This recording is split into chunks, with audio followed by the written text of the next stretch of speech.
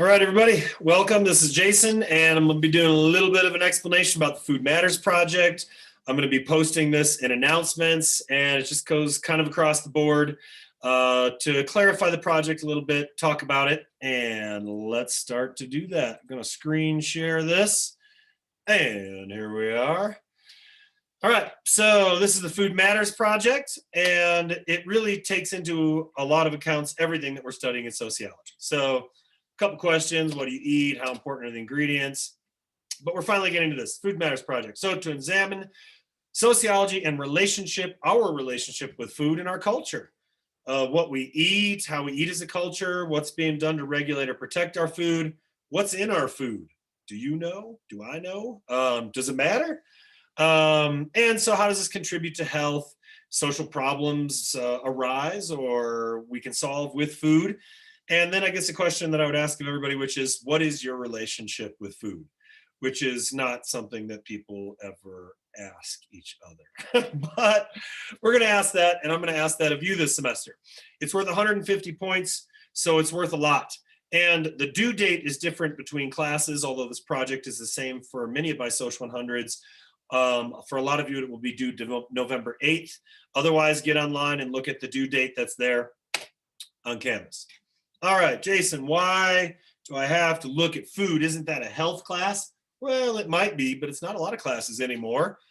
And of course, what I'm going to do with this project incorporates all of the course objectives that are outlined in the syllabus, right? We're going to get a new perspective on the way we eat, how our food is made, what we choose to eat as a social phenomenon, and one that we can't get away from because, unlike other things or other topics that I might want to learn about, or you might, but they're not relevant to everybody, we can't escape it because all of us depend on eating to live. So that's the sociological relevance.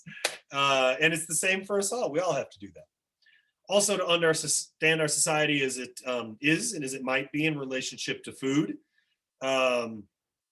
analyzing how it's grown, what's in it, and how we can better understand that lets us understand how all these choices impact us. And because we are what we eat, it matters what we eat, what we know about it, what we don't, how our food system is really awesome, how we have a lot of infrastructure, how we don't, the parts of our food structure or food system that could be improved.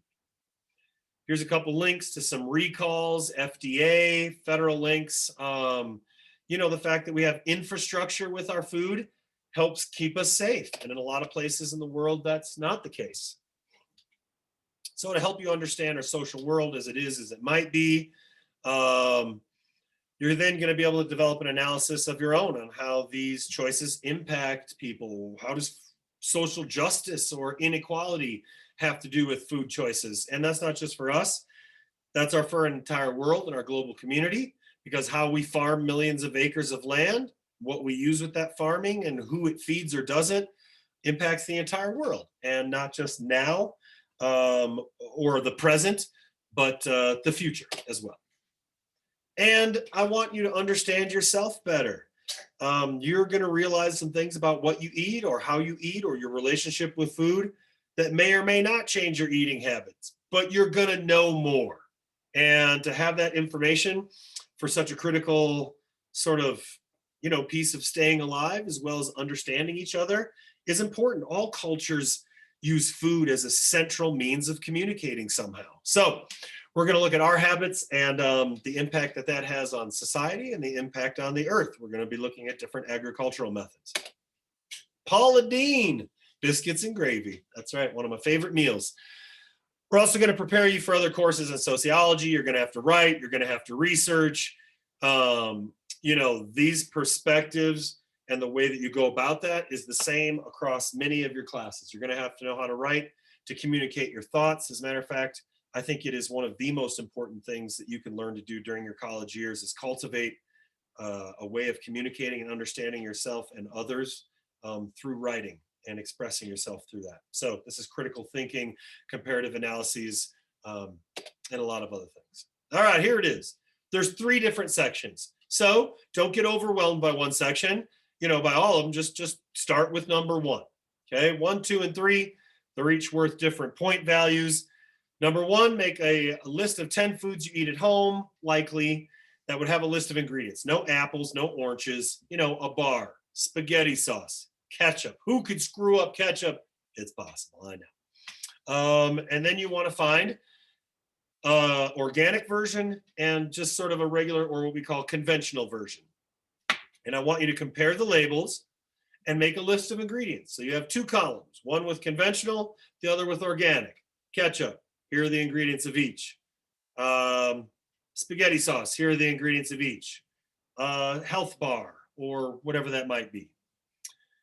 And then I want you to pick out 10 of those ingredients and get a little bit more specific. But this is what that first part's going to look like. You're getting 10 foods that all have ingredients. You can go online and find this. You can go to the grocery store at King Soopers or other grocery stores. On one side of the aisle is the regular or conventional version. On the other side is organic. Take a picture of the ingredients labels. You can probably look it up online as well, if you're not going to the store or whatever that means. So Parmesan cheese, ketchup, Alfredo sauce, baking powder. I don't know. There's not going to be that many differences. I don't know if there's organic baking powder. That might not be the best example, but this is going to be what it looks like.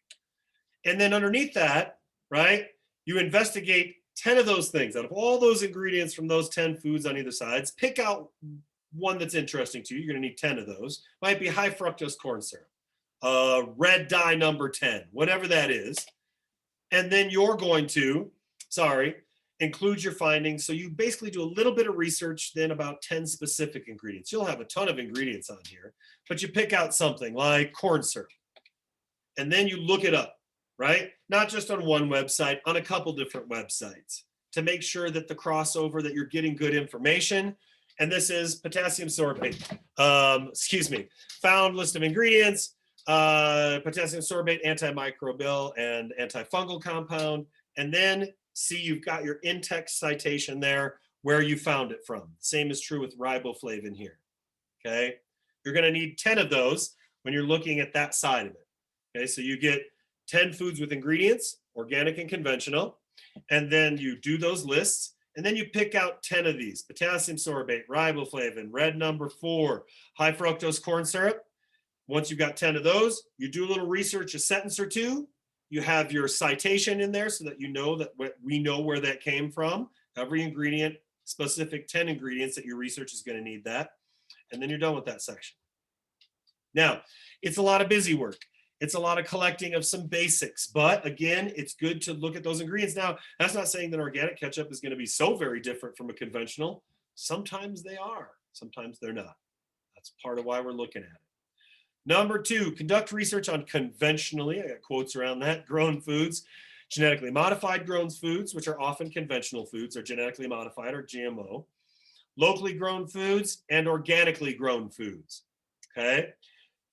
Part 2, unlike the lists and the small food facts, is 2 pages, single-spaced essay writing. And I've got later on in here exactly what font it should be in and how big that font should be. A lot of people do double-spaced. I'm doing single space for these 2 pages and it goes fast. And I want food facts, growing and farming perspectives, an explanation of some risks or benefits or concerns from these approach, right? What about pesticide use in conventional farming? What about organic farming? Do they use pesticides in it? What are some ideas about yields? What are some advantages or disadvantages of each? This isn't, I like organic foods because it makes me feel safe, bruh. This is not that. And this is not how you like organic foods better than or worse than. This is looking at agricultural production methods. Can we feed a lot of people with organic foods? Great. What do those farming things look like? Are they smaller operations? Are they bigger operations? What are the advantages of each? How about soil quality? Instead of saying that organic's just better, what about all the pesticides and how that impacts biodiversity and what's that look like for the future of farming? This is where you're doing a lot of research-based stuff about agricultural production methods, okay? Again, this isn't to pit organic versus conventional. Maybe you look at local in this section too. Nutrient content is a big deal. Even if it's organic, has it been shipped for weeks and weeks? What's the advantage of local? This is to look at different production styles and methods. It is not to be an indictment on organic food or conventional food. This is research-based. We're not going to let our feelings get hurt. Science doesn't care about our feelings, right? Or our beliefs. So that's part 2. And then you write 2 pages on that. First section is worth 40 points. This section is worth 50. And part 3 is worth 60 points. Part 3, examine and research food from a cultural perspective in the United States. How do we value food or health here and other cultures? And you're really going to have to be as specific as possible. So I have maybe research following here: safety, regulations, social movements, cultural practices, medicinal facts, health trends. Jason, that's a lot. You're even out of breath. Yeah, and no, you don't have to do every single one of these. You're really just looking at, for this part, writing 2 pages about something.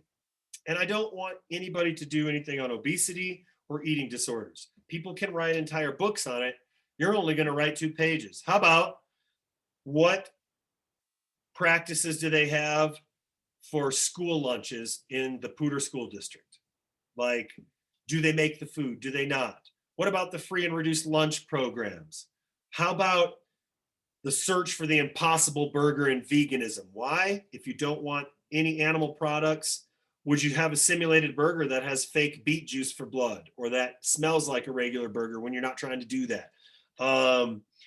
Veganism amongst college students at CSU. You know, you want to get as specific as possible. Weight gain amongst weightlifters. Like, right, like pick a subculture. Pick something about food that's interesting to you. It doesn't have to be just a cultural piece. It can be that thing that's like, wow, this is interesting to me. CSA, community shared agriculture. In my community, interview small farmers, why they do it. Farming is an incredibly difficult, important, and challenging job that not many people are doing that much anymore. The farming programs or farmers are getting bigger, and there's less of them. So how about a community shared agriculture? Why would somebody do that?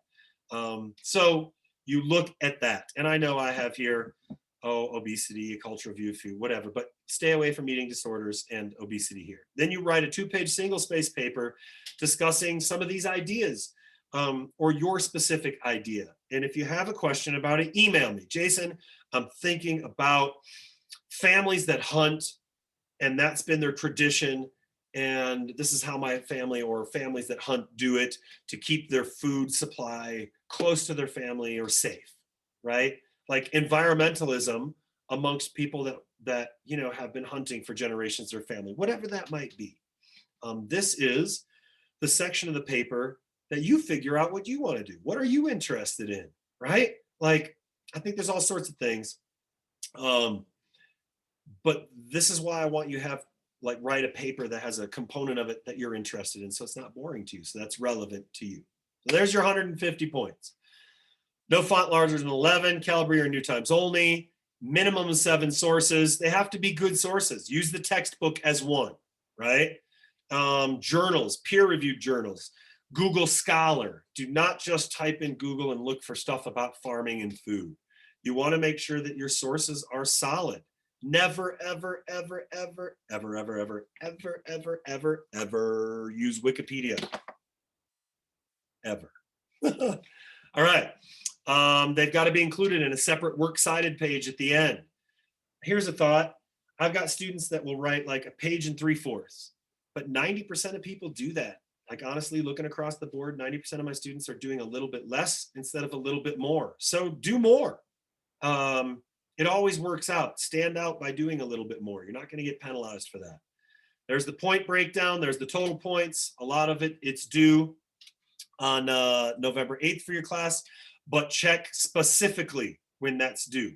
Okay, you might be in a different section that might have a different due date. All right, peace. Be good people, do good things. I want you to do well. Anyway, I know I'm ridiculous, but I want you to do well on this. And again, what's the relevance? You have to eat to survive. I do too. That makes us human beings. We have cultural things that make us the same. And then there's all sorts of pieces that make this different. We do food differently in different places in the world, different cultures and different societies. So please reach out if you have any questions, but this should give you a good idea about the project. Don't do what I used to do in college and wait to the last minute of the night before. This is a very big paper worth a lot of points. All right. Peace, everybody. Be good people and do good things. Take care.